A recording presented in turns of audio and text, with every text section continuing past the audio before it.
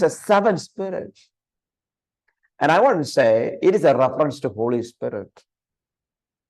But you might ask, oh, how can seven, it says seven spirits, how can it Holy Spirit?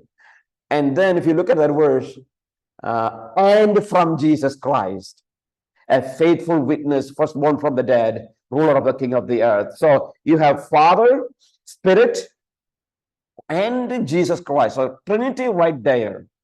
But the question is, why Bible says seven spirits? So, that's the maybe the difficult thing for us to understand. So I say here, the phrase, and from the seven spirits who are before his thrones, is a reference to Holy Spirit. Now, first of all, a combination, the seven spirit is placed between John's reference to Father and to reference. Usually, John should do what? Father, Son, and Holy Spirit. That's the way it should be. But right here, you have Father in the beginning, then Holy Spirit, and then Son, right? So that is something to note here, right? So what actually he does, place between the Father and the Son, and John expands the combination elsewhere to the seven spirits of God. Not only here, in chapter 3, chapter 4, chapter 5. Let's look at, for that, maybe 3 verse 1. Let's look at 3 verse 1. Can one of you please read? 3:1. All right, I will read. To the angel of the church in Sardis write, these are the words of him who holds the seven spirits of God and seven stars. Right? So you have words of him who holds the seven spirits of God. So you have seven spirits there. Then if you go to chapter 4, 4 verse 5, from the throne came flashes of lightning, rumbling, and peals of thunder. Before the throne, 7 lamps were blazing. These are the seven spirits of God.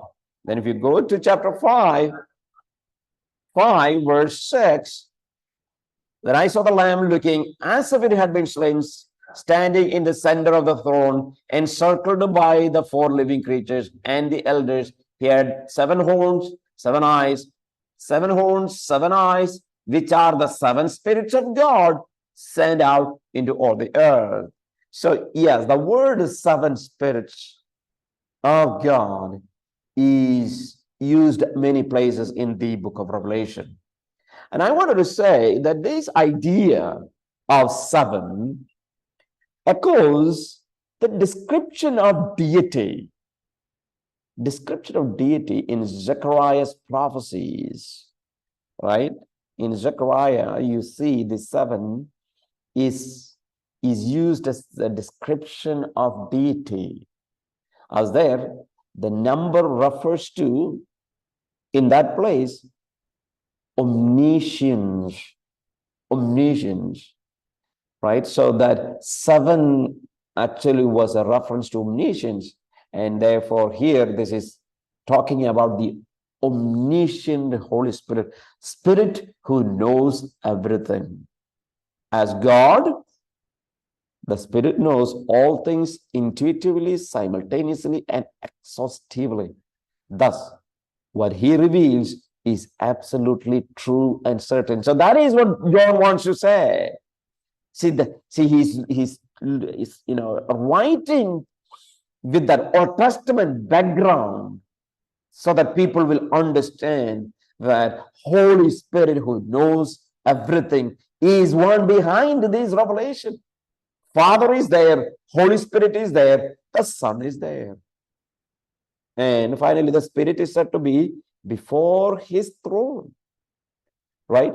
Reference to the Spirit's special presence in the third heavens, the abode of God, with the Father, and his role in carrying out or implementing Father's will. So if he's before the throne, that says Holy Spirit is there to carry out Father's desire will. All right. So that is what the seven spirits. So seven spirits, please remember, is a reference to the Holy Spirit. But how did he get the idea? He's using the idea of Zechariah's prophecies, where he uses that word seven, right, for omniscience of God. That's the way I see it. And I think there are other people, good people might explain. This is talking about seven character qualities of the Holy Spirit, like wisdom, knowledge, and like that. Yes, a possibility is there. Seven character qualities of the Holy Spirit. But I think John is connecting to Zechariah's prophecy. That's the way I look at that word, right? But anyway, whoever it is a reference to the Holy Spirit for sure.